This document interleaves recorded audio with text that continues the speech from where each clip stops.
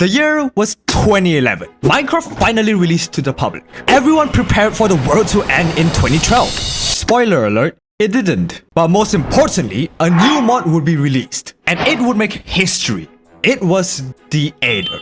Adding an entire new dimension with new mobs, new blocks, and new bosses. The Aether instantly became one of the most iconic mods. I even remember 11-year-old me building a glowstone portal before realizing that it was actually a mod. That's how successful the Aether was. So much so that a sequel was made, and it was set to change Minecraft history again. However, it had one fatal flaw. Oh my penis. The Aether 2 suffered massive performance issues. The Sky Islands clashed heavily with Minecraft's lighting systems, and they created an insane amount of lag. It was so bad that breaking a block froze the game for a full second. This was an issue that needed immediate attention. And swooping into the scene, saving the day with a superhero landing, was Jelly Squid. Jelly Squid created a better lighting engine, referring to Fireproven's new light mod. It would change how the game calculated light levels and drastically speed up world generation times, all without changing any vanilla behavior. And it actually worked pretty well. The Aether 2 had a smooth launch, all thanks to Jelly Squid's lighting engine. But despite their best efforts, the Aether 2 struggled to find success, and the Aether team themselves suffered heavy setbacks. Developing the mod gradually became more and more difficult. Life got in the way, and one by one, developers began backing out due to financial or personal reasons. To make matters worse, this was also when Minecraft was undergoing massive changes during 1.8, which made developing the mod all the more complicated. The final nail in the coffin was when King B-Dogs, the man who started both Aether mods, left the Aether team after getting hired by Mojang themselves. Lacking the time and resources, Jelly Squid soon left the team as well. But before they left, Jelly Squid realized something. The lighting system was just a small part of Minecraft's massive optimization problem. It was just one piece of the bigger picture. From world generation to chunk loading to literal specks of redstone dust crashing entire servers. There were so many inefficient aspects of Minecraft that needed optimizing. Realizing that the game could be running much better than it is now, they were going to make it live up to its full potential. This was the beginning of Jelly Squid's story. This was the first of the optimization trio. Phosphor. Jelly Squid released Phosphor onto CurseForge, together with some big promises. It will work on both the client and the server, reducing the time it takes to generate chunks by half, improving performance of single and multiplayer servers, with absolutely zero changes to vanilla. And if this sounds too good to be true, Phosphor has already shipped enabled by default in the very widely known Aether 2 mod. Just think about that for a second. Imagine how cool it looks to release your first mod to the public and go, oh by the way, this mod is also in the Aether 2. Okay, bye. And then to have all your promises be kept. This reliability made it raise 43 million downloads on Forge and another 7 million on Fabric. Following this success, Jelly Squid wanted to do more. They didn't want to stop until Minecraft was optimized from block by block, pixel by pixel, code by code. And with perfect timing, 1.13 happened. The Aquatic update absolutely decimated Minecraft's performance. It's the reason why so many servers like 2B2T stayed on 1.12 until recently. Performance and efficiency was at an all-time low, and the community was in desperate need of a solution. And answering the call was Jelly Squid themselves. But what should Jelly optimize next after the lighting engine? Game physics? Mob AI? Redstone? Why not all of them? As if Phosphor wasn't already making big enough promises, Lithium made promises so big that it just sounds too good to be true. Lithium is a general-purpose optimization mod that changes no vanilla behavior. It works on both client and server, giving a 45% improvement. It also worked on both single and multiplayer and is fully compatible with Phosphor. Promises like these were just unheard of at the time. To give you a sense as to how deep this issue goes, let's take one specific example. Let's take the hopper as an example. Hoppers suck, both figuratively and literally. Hoppers have to check for items on top of them. So, how often should they check for it? Is it every 1 second? Maybe every half a second? Well, for some reason, the hopper checks for items above it every 0.05 seconds. Now I know what you might be thinking. Alright Zay, I'll just place a chest above it then. This will prevent items from being picked up and thus prevent the lag. No, it doesn't. Placing a chest just causes the hopper to check the chest. All 27 slots of it. And remember, this is just one hopper. Imagine how quickly this stacks up with a row of them. Imagine all of this on a server. This abomination is just one of Minecraft's many little lag wigglers, and Lithium fixed most of them. In fact, Lithium brought the game back to 1.12 levels of performance, which is kind of funny. It un-1.13's your Minecraft. It was here that Jelly Squid started gaining more attention. Who the fuck are you? Many mod developers from various backgrounds joined Jelly's mission to optimize the game. Jelly Squid would form a small team of developers, and funnily enough, they spent quite a lot of their time reducing the lag that redstone dust generated. But the biggest indicator of Jelly's increased popularity was when Sizuma Void noticed them.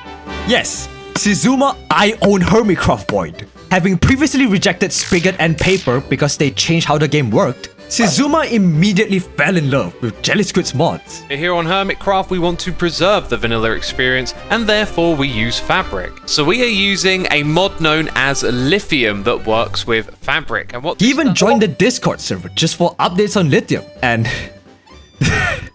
it's kind of funny to see a YouTuber you look up to going 1.16.2 when things were starting to move really fast, both figuratively and literally. However, Jelly Squid was already moving on to their third optimization mod. You know what it's called. I know what it's called. It's exactly the mod that you are thinking of. I can understand the use of phosphor since the name is an element that literally means light bringer. And it's used in light bulbs, so there's that too. But lithium and sodium? What's the story behind those? Lithium is the lightest metal, and lithium makes Minecraft less resource heavy, I think. You're partially correct. It's the lightest metal and was used to treat some mental illnesses. I would say that Minecraft is ill. It's not a stab at the developers or anyone who works on it. It just has problems, and it continues to demonstrate that scaling the game's content is a challenge. The mod is a treatment for poor performance. Wink emoji. Anyways, as for why sodium is called why it is, You got me. Sodium was their next mod, and it was their most ambitious project yet. Essentially, every block, every entity on your screen needs to be rendered, and Sodium was going to be an optimized rendering engine, promising to reduce memory usage by up to 40%, reducing GPU usage, better utilizing CPUs with more cores, reducing lag and lag spikes, and in classic Jelly Squid fashion, it changes zero vanilla behavior. With perfect timing, Sodium appeared at the height of the pandemic when Minecraft's player base was at an all-time high. It instantly became a massive success. It was so successful that Jelly Squid started to take their branding much more seriously. Phosphor, lithium, and sodium in that order. The lithium one was made by Jelly Squid, whereas I took it upon myself to modernize the phosphor icon, also made by her, to match the style of lithium's icon. The sodium icon is entirely new. The green one just looks like NordVPN. Which brings me to this video's sponsor. It is not NordVPN. Rejoice, for this video is not sponsored by them. This video is actually sponsored by someone else. You. But on a serious note, if you enjoy the video essays that I make, consider becoming a YouTube member to support the channel. You would get cute emotes, as well as a name credited on every video. Thank you. With massive FPS gains and massive performance increases, it didn't take long for Sodium to be compared with Optifine. The comparisons got so out of hand that the Twitter account Optifine News, not official, had to make a statement. So before we continue, let me make it clear that Optifine is in no way a bad mod. I'm not saying that Optifine is a puppy-kicking, controversial, mouth-breathing phantom fan that hates fanboys like me. In fact, I am forever grateful to them for making the game playable on my crappy laptop before Sodium existed. It just hasn't exactly aged well after 1.13. Sodium just outright had much better performance than Optifine at every level. It also had the advantage of being open source, compared to Optifine, which was closed source, meaning we'll never truly know how it makes the game faster. Optifine could be speeding up Minecraft by holding Mojang at gunpoint for all we know. This transparency was a huge benefit to Sodium, allowing it to rapidly improve. If you have an issue with Sodium, report to their support forum or on their GitHub, and its community of users and developers will come up with a fix for you within days. This allowed Sodium to churn out updated versions within hours of their releases, while Optifine struggled to keep up with Minecraft's updates. Another advantage of Sodium was its compatibility with other mods. Since Sodium was developed in 2020, it worked perfectly fine alongside other Fabric mods, making it a game changer for players who enjoy a modded Minecraft. And as for those who don't, remember how I mentioned that phosphor, lithium, and sodium made it a priority to not sacrifice any vanilla behavior? Well, I'm not saying that just to pad out the video length. I mentioned that because it ended up being another major advantage for sodium. Jelly Squid's absolute zero compromises to vanilla made it a no-brainer for vanilla server SMPs and speedruns, allowing it to become one of the 5 mods that are still allowed on Minecraft speedruns, while Optifine is still banned because it outright changes how the game works. This increased the community's attention on sodium. Suddenly everyone was talking about the new sodium mod, from players to YouTubers, even the French noticed. Il a fait 3 modes. Il a fait phosphore, lithium et sodium. Je m'appelle XayXay. Abonnez-vous à XayXay.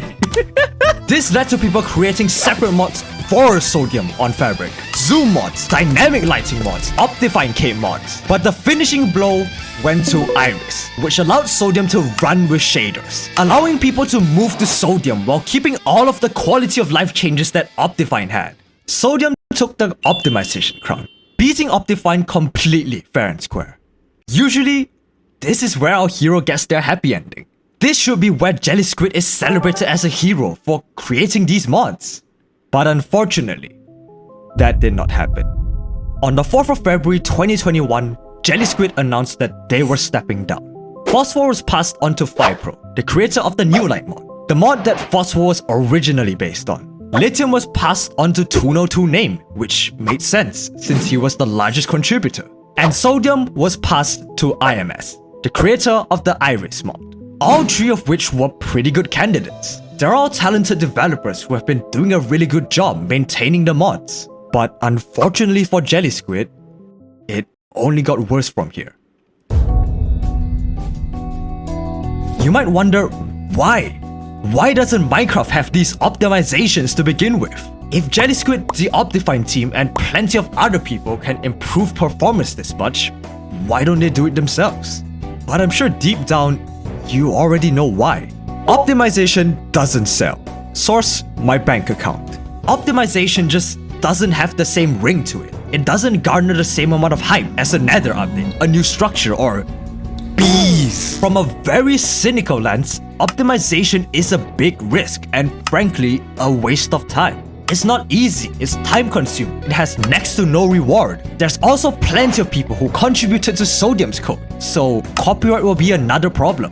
It just makes more sense for Mojang to add new features and leave the optimizing to mod developers. And unfortunately, everyone wins, except the mod developers. They're the only ones that lose out from this. The lack of updates for Sodium and the general slowness of things has been caused in large part by the changes in my living situation. The reason for that is simple, really. My lease is expiring tomorrow, and the new management that took over at the start of the year has decided to push the rent up to the point where it is no longer affordable for me, because of course they did. So, bluntly, the situation sucks immensely, and it is kind of impossible to do anything but spend 100% of my time at the maximum level of stress and anxiety.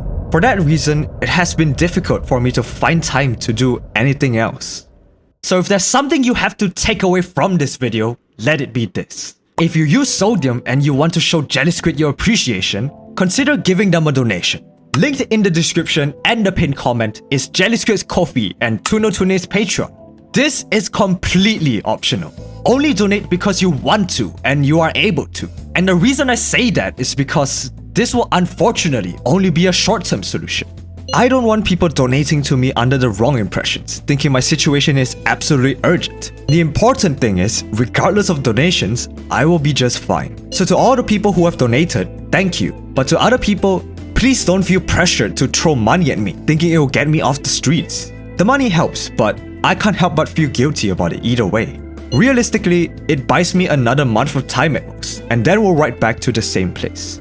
And this is where you, the viewer, come in. Listen. We desperately need better conditions for mod developers, long term. There has to be a way to better support them without paywalls or bombing the user with ads. But the problem is, I don't have an answer. Look, I am not the smartest person. Big surprise, I know. But since I've gathered a decent following, I'm making this video in the hopes that it spreads far enough that it reaches someone who can do something. If you're hesitating right now about helping mod developers, I kind of get it. You are not obligated to help mod developers. I fully understand that. But just think of all the good that mods have done. Think of all the mods that have made Minecraft more fun for you. What I'm trying to say is that mods are what kept Minecraft going. I would even go as far as to say that mods are the main reason that Minecraft is still alive to this day, 15 years later. The modding community is the reason we have RLCraft by Shivaxi, a mod pack that turns Minecraft into an entirely new game with brutal difficulty. The modding community gave us Distant Horizons by James Cyborg, a simple mod that allows you to generate terrain past your render distance. And it creates scenery so beautiful that people need to be reminded that this is still Minecraft. They also gave us a Create mod. Where do I even start? This mod has such a massive impact on the community that it warrants a separate video of its own. Also like Medica, Replay mod, The Aider, World Edit, Optifine, the list goes on. Think about the countless hours of enjoyment, all made possible because of the hard work and dedication of mod developers. The harsh reality is, mod developers often work tirelessly. They struggle with financial stability, mental health, and the pressures of maintaining and updating their work. Creating content out of nothing but love for the game and its community. Minecraft wouldn't be where it is today without the modding community. Full stop. And they deserve better than what they have now.